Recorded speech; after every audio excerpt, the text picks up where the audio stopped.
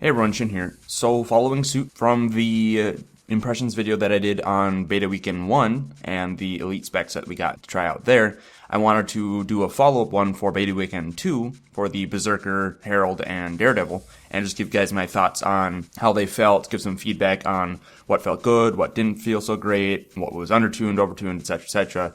Now this time, instead of going in the order of things I tested, I'm going to go in order of least to most as far as the amount of time I was able to sink in each. So it'll be my impressions of Daredevil, followed by the impressions of the Herald, followed by the impressions of the Berserker. I figure I have the most to say about the Berserker and the least to say about Daredevil, simply because I had the least time to try the Daredevil and the most time to try the Berserker. So that's how that's going to go. And then finally, before I start, couple disclaimers, just like last time, I did only test this stuff in structured PvP and Conquest. I figured to keep the whole controlled environment thing I had going, I would stick to Conquest. I did actually try out the Berserker in PvE and World War a little bit as well, so I do have some experience there, but I will try and keep the other game modes in mind when going over my impressions and whatnot. Also, as far as the Daredevil goes, I really only tried power builds. I did mess around with a little bit of condition stuff, but it was mainly power builds. With the Herald and the Berserker, I definitely did try every type of build, every type of damage focus that I could. Alright, so Daredevil.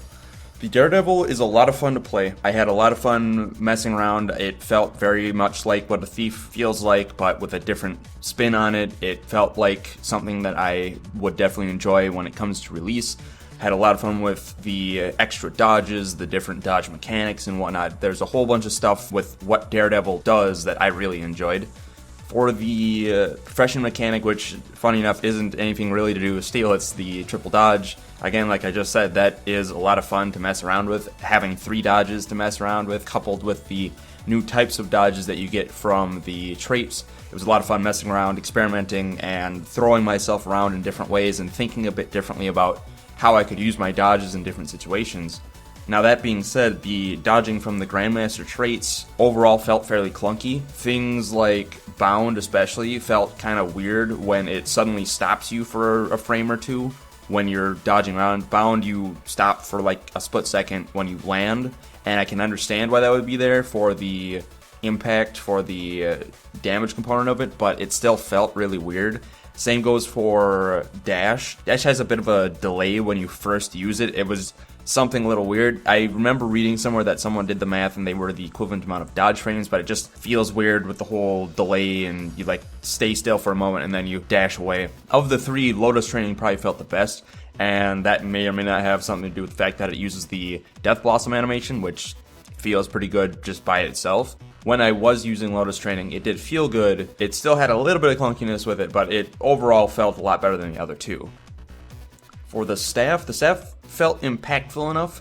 It just felt kind of clunky. It felt like a lot of the aftercasts were too long. It felt like I couldn't combo the scales as well as I could with other thief weapons. It just felt clunky. That's the best way I can put it. It felt like I was being held back from the max potential of the weapon because I would have to wait for an animation to finish or an aftercast to finish before I could follow up on something. And that delay cost me a lot of good opportunities for doing combos. Things like Vault, things like the Staff 3 where you hit and you go back, those felt impactful enough, they felt useful, it's just they felt too delayed. With the number 3, the whole hitting and then rolling back, I was almost expecting it would just be a rollback, or it would have a quicker strike before you roll back. That may have just been me not being used to it, but overall, it just felt like things were a bit too delayed with their aftercast, and I wasn't able to really combo things well enough.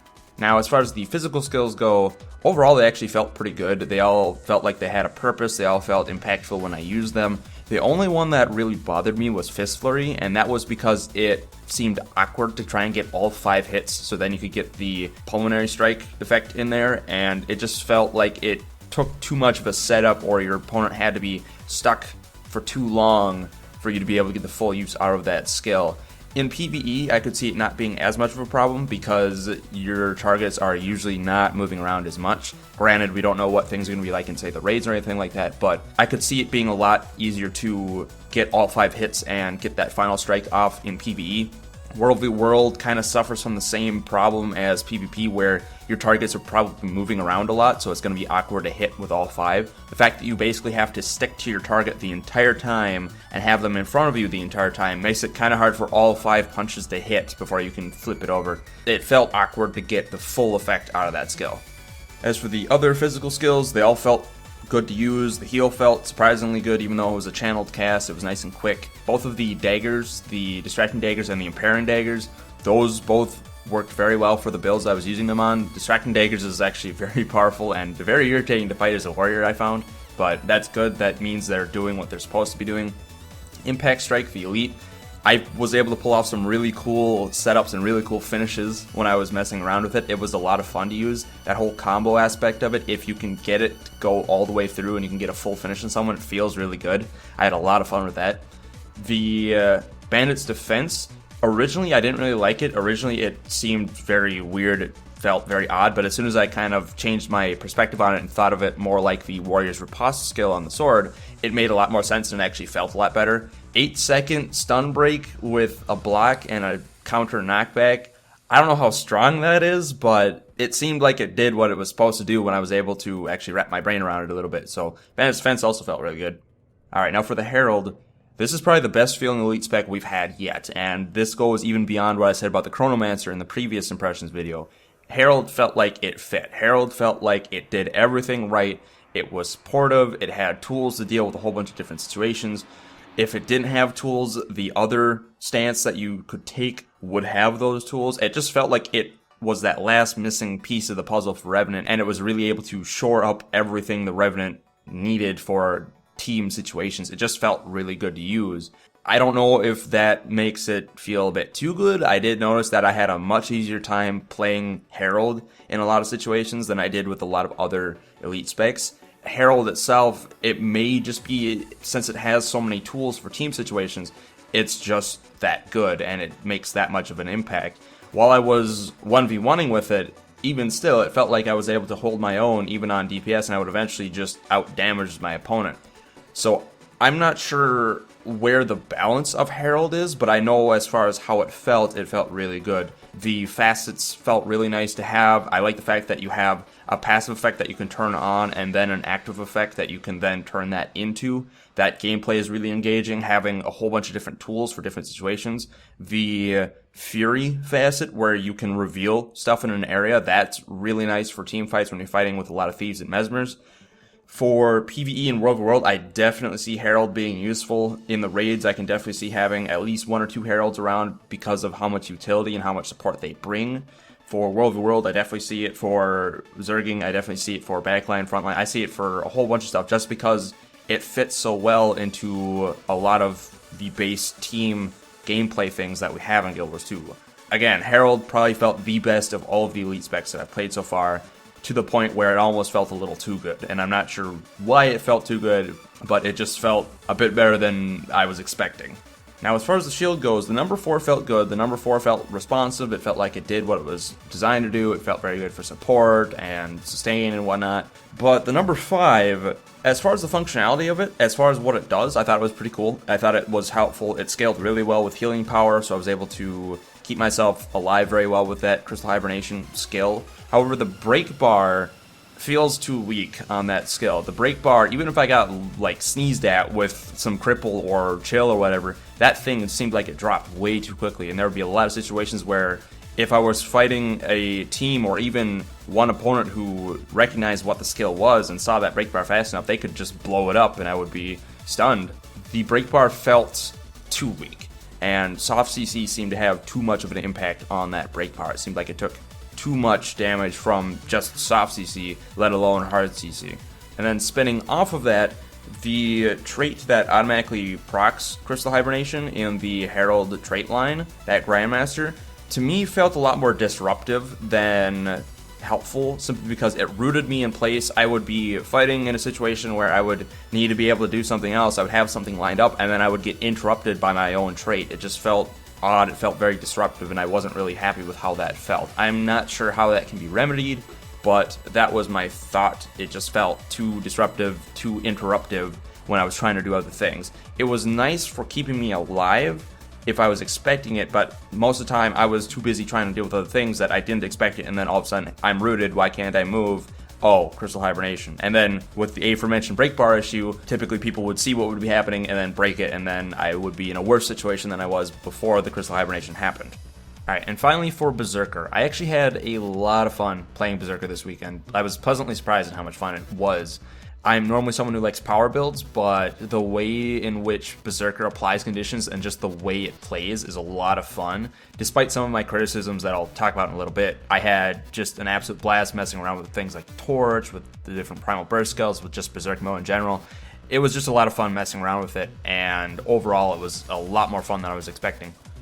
Now, one thing I want to follow up on, one of my worries that was actually dispelled this weekend, is the thought that you need discipline for every Berserker PvP build. I actually did a fair amount of testing without discipline, and I found that that's actually not necessarily true with certain builds.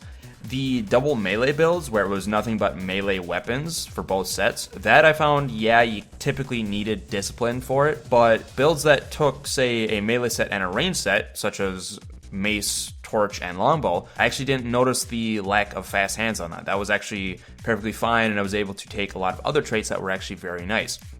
So that whole worry, that whole fear I had has been dispelled. There are a lot of different combinations that I found that work without taking discipline, and overall it was just nice to see that my worry was put to rest and I didn't have to worry about that. Now for Berserk mode, you could set it up in ways where it had a lot of synergy with different traits and different skills and whatnot. I found a lot of fun combos between the traits that affected going to Berserk and Berserk mode itself and some of the utilities. For example, there was a build I tried that had Rousing Resilience plus Eternal Champion plus Savage Instinct, and it had Headbutt, where I would headbutt and then break the stun with Berserk, which would give me heal and stability, and there were just a whole bunch of fun combinations I could do with Berserk mode and playing around with Berserk mode for different combos. However, there was one thing that really did bother me about going into Berserk mode. For some reason, sometimes the Primal Burst skill, as soon as I would go into Berserk mode, would be on cooldown for some reason, and it really messed up some of the combinations that I was trying to go for. Like, a lot of the time I would try and go for, say, a Skull Grinder after immediately breaking a stun, going into Berserk mode, getting the Bloody Roar taunt, and then going for a Skull Grinder on them. That Skull Grinder would be on cooldown, and I don't know why. And it wasn't consistent either. Sometimes it would be, sometimes it wouldn't. And I'm not sure what was going on there, but that was not so fun when it happened. It was very clunky, it felt very odd and disruptive. But the whole decision-making of going into Berserk mode, that was there, that was present. I liked that. I liked the whole fact that once you go into Berserk mode, you are stuck in it, and you have to deal with your decision. You have to make smart choices. There were many situations where I decided not to go into Berserk mode and just use my normal burst skill, such as with the longbow. It was just nice to have that meaningful decision-making rolled into that profession mechanic. For the Primal Burst skills themselves, some of them are really powerful and really useful, such as Skull Grinder. I found Skull Grinder was very, very nice. The only issue with that one was some animation locking stuff, and I didn't really have too much of an issue with it. It was a nice little gap closer for the animation. But things like Gunflame, Arcing Seer, Decapitate, a lot of them did not feel powerful enough or just went very much against the weapon skills that they otherwise were tied to. Gunflame and Arcing Seer in particular, they felt very much against the types of stats you wanted for the rest of that weapon set. It felt very punishing to try and build up their condition aspects because they already had reduced power damage, and then on top of that you're also reducing the damage you're doing with the normal weapon skills from Greatsword and Rifle. I just didn't like how that felt. I didn't really find a good use for Arcing Seer that couldn't have been done better by, say, Concussive Shot. I didn't find really any good situation to use Gunflame over, say, Kill Shot unless I really, really needed a ranged interrupt. It just didn't feel good to use Arcing Seer and Gunflame on those weapons because it felt like I was splitting my stats too much. Decapitate felt like I was just using a heavily nerfed Eviscerate. It did not feel rewarding enough for using that adrenaline. Yes, it's technically more spammable, but in practicality, the amount that it's reduced as far as damage goes doesn't really make up for the fact that it can be used a bit more often. I just feel like Decapitate is through and through undertuned and needs either a damage increase or a design change to make it more different from Eviscerate, because otherwise I just want to use Eviscerate. I don't want to use Decapitate. Rupturing Smash was very rewarding when I got it to land, but in the middle of a melee fight, it was sometimes a little awkward to try and get it to land on people. It seemed like people could move out from under me, and then the Rupturing Smash would be completely wasted because it would fan out in the direction I aimed it in. And there were some other strange animation things where it would seem to go in a different direction from where I had aimed it. Overall, Rupturing Smash felt good when it landed. It was just getting it to land felt a little awkward because it was a half circle AoE and some of the effects had gaps in them. It just seemed a little awkward to land. Flaming Flurry, I like the defensive aspect of it, but as far as the overall feel of it, it doesn't feel rewarding enough. It feels like the burns don't last long enough. One big problem I ran into was people could sidestep the entire effect and it was effectively wasted. Overall, it just felt like it suffered from all of the same problems of Flurry plus the problem with projectile issues. It just wasn't rewarding enough to actually hit people with it. And then Scorched Earth, it felt like the change in coverage, the longer coverage area was nice, especially in PvE when you were in Verdant Brink and you had a lot of those narrow log and tree bridges. That was nice for getting a lot of enemies lined up, but I feel like the small circles that it left behind weren't really that effective. It didn't feel rewarding enough when people were actually standing in those, or at least passing through them. The burning didn't seem to last long enough. The power ticks on them did not seem to do much. It just overall did not feel rewarding enough when I was able to get people to at least stand in them for a little bit. I would have rather used Convulsive Shot. The Torch, I like the functionality. It's really good for comboing with things, it's really good for clearing blinds with Blaze Breaker, it's really good for shutting down break bars with Blaze Breaker. The mobile fire field on Flames of War is really nice for comboing with all sorts of different weapons and whatnot. That's all fine, but the skills themselves feel a little clunky. It feels like they have a little too much of a wind-up to actually get them going. Luckily, Blaze Breaker, it kind of goes wherever you have your target at. You don't necessarily need to be facing them for it to go off. And Flames of War is on yourself, so getting them to hit wasn't too much of a problem. They just felt a little clunky when I was using them. And then also, they don't really feel super impactful when they do hit their target, unless it's someone with a break bar with Blaze Breaker. They just feel like they don't apply enough burning, or they don't do enough to really make a difference on what you're fighting. Granted, in certain builds, I was able to have some nice extra pressure from the burning on Flames of War when I would go, say, and hit someone with a Skull Grinder, but overall it just didn't feel like they were that impactful outside of certain combos, outside of certain skill combos where I would just lay on a bunch of conditions. The burning doesn't feel like it lasts long enough, or it doesn't do enough damage. They didn't feel like they were super impactful when I actually hit people with them. Alright, for the rage skills, Headbutt is easily my favorite of them. Headbutt feels the best of all of the rage skills. It has a lot of nice things tied to it. It has a nice cooldown. It synergizes really well with things like Rousing Resilience and Eternal Champion if you stun break that self-stun. I am going to eat crow on what I said about not breaking that self-stun and how it's a bad idea. I tested that. It's actually a lot better with the trait synergies than I thought it would be. So having that tool there as well is actually a lot nicer than I thought. I had a lot of fun with that. All those praises about Headbutt being said, the rest of the rage skills actually did not feel that great. There are some problems I had with a few of them. Blood Reckoning needs to be tuned up. Blood Reckoning had very, very, very, very, very low healing. Even with some of the highest damaging attacks, some of the fastest attacking skills, Blood Reckoning just didn't heal for enough, nowhere near enough for what it should, especially considering the fact that it does not have a base heal like Litany of Wrath does. I tried it on the golems, the test golems in Heart of the Mists. It was healing for just nothing. Even if it has a 20-sec cooldown, it does not heal for anywhere near the amount that it needs in matches or in any practical situation. I tried it in PvP, and I would get destroyed. The heal would just not do anything, on top of the fact that it can get mitigated by blinds and blocks and whatnot. In PvE, I tried it, and I was constantly having to run away from monsters because it did not heal for enough. It just overall cannot size up to the overall health pool that a warrior has with its current tuning, with its current values that it has. It needs much higher conversion rates for it to be able to work well. For Outrage, Outrage actually felt pretty good, but it felt like it was missing something. Outrage felt like there should be something else. There should be some other perk for using it. Yes, it is a 10-second stun break, and yes, it synergizes well with a lot of our traits and whatnot, and headbutt especially, but it just felt like it wasn't rewarding enough. It felt like there was something else that could have been there. I'm not sure what, but something was missing.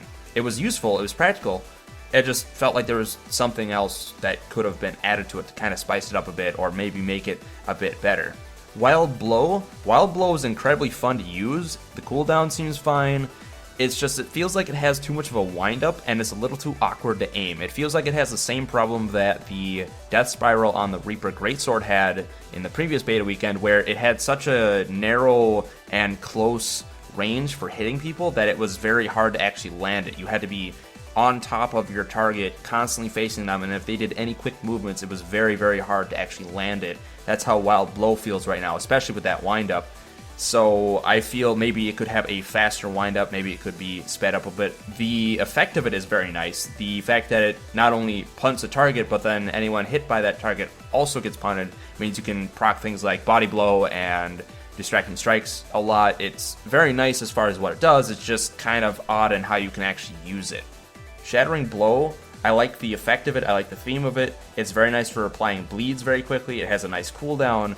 It's just the wind-up makes it a bit hard to actually properly counter projectiles, and there aren't a lot of projectiles that are so impactful but slow-moving that it was really easy to find good uses for it.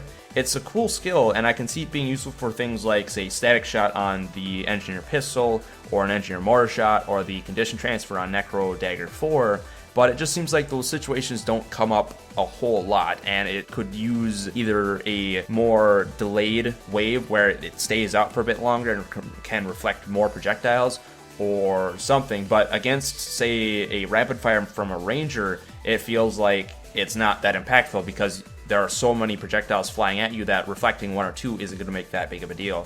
It would be nice against, say, a point-blank shot, but again, it just seems like the cast time plus how short that reflection wave is makes it a bit awkward and where you can actually practically use it.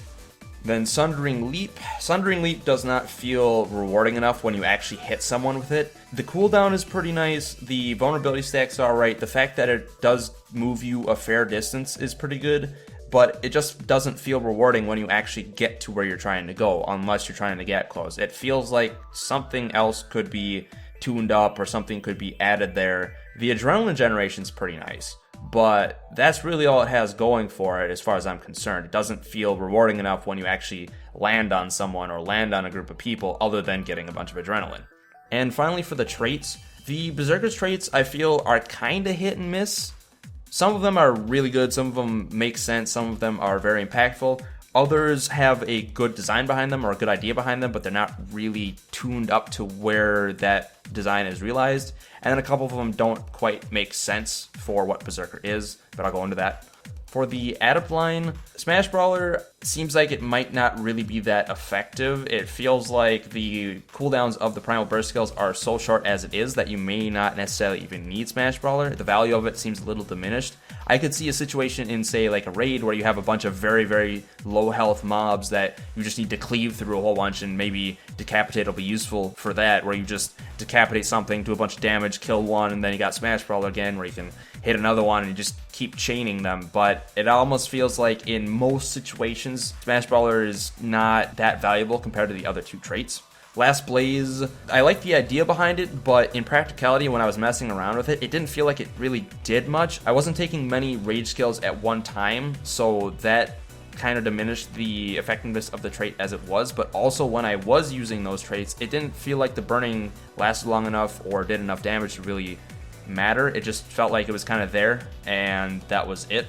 And then Savage Instinct, I think Savage Instinct is fine. Even if you took away the condition removal and you just had it as a stun break, I still think it would be fine. Having Berserk as a stun break itself allows it to synergize well with a lot of different things, with things like Rousing Resilience, Eternal Champion. It allows you to have that combo tool to get out of the self-stun on Headbutt. Overall, I like what Savage Instinct does, but as a result, I think it outweighs the other two traits in the Adept line. So I think something needs to be done to Last Blaze and Smash Brawler to really make them shine, make them a bit better.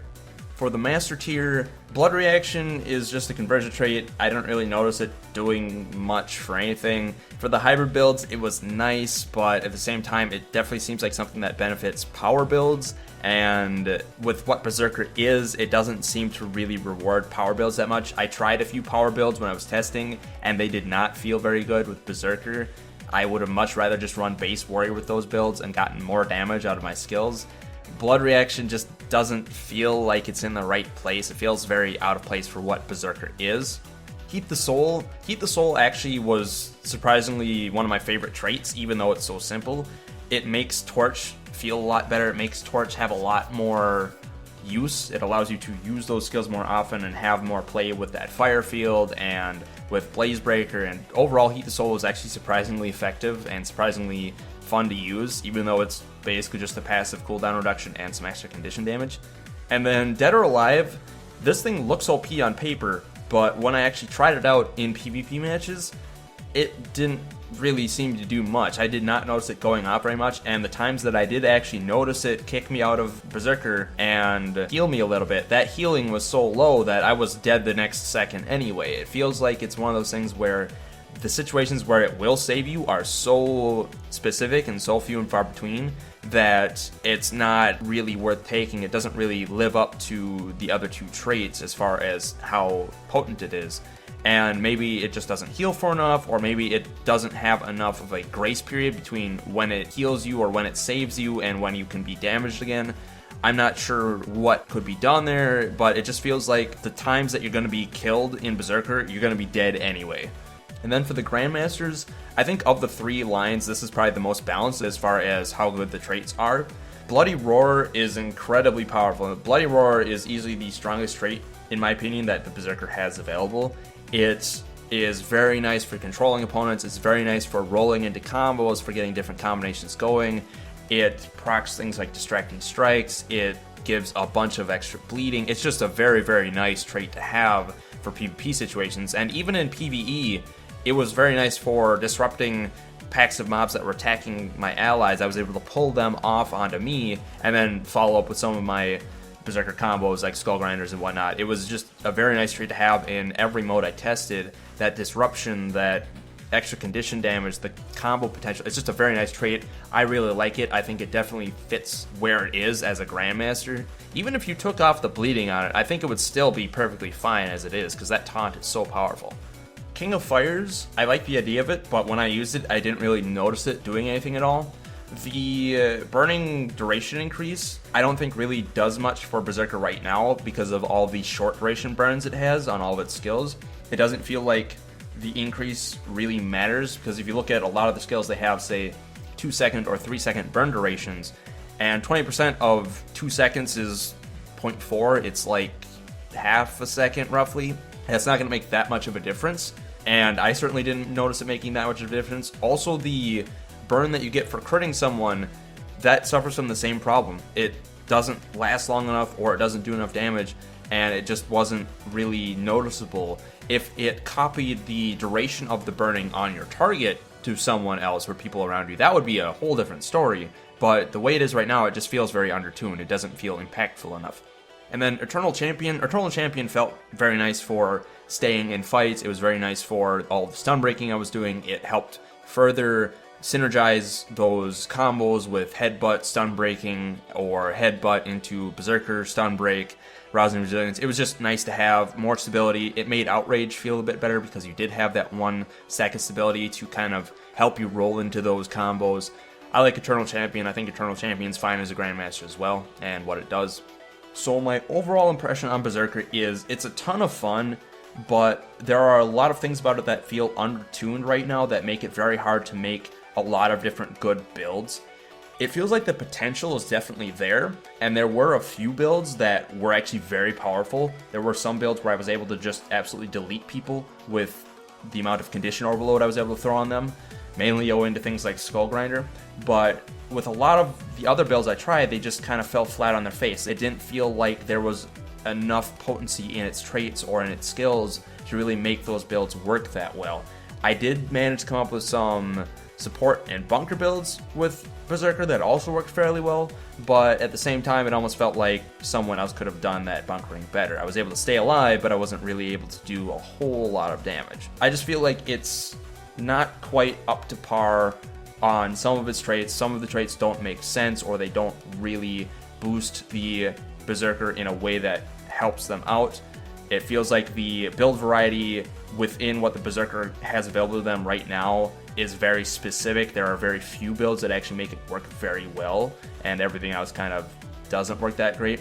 Power builds, just like I was thinking with my initial impressions, they're not worth running with Berserker. I tried a bunch of power builds with Berserker and they just did not size up to their base warrior counterparts. That's fine. I wanted to confirm that and confirmed it was, which is part of why the blood reaction trait in Berserker doesn't really make much sense to me, because mainly power builds are the ones that can want ferocity, and having that there, it makes it kind of weird. But anyway, that's it for my impressions on the Beta Weekend 2 Elite Specs. I wanted to try messing around with some of the improvements they made to the Beta Weekend 1 Elite Specs, but I was so busy with these and I had other obligations that I didn't really get a chance to mess around with them. So I heard a lot of good things about like the Reaper and Chronomancer, but I didn't get a chance to try them. So maybe Beta Weekend 3 I'll get a chance. But either way, thanks for listening, everyone. I will see you in the next video or around the stream. Take care, everyone.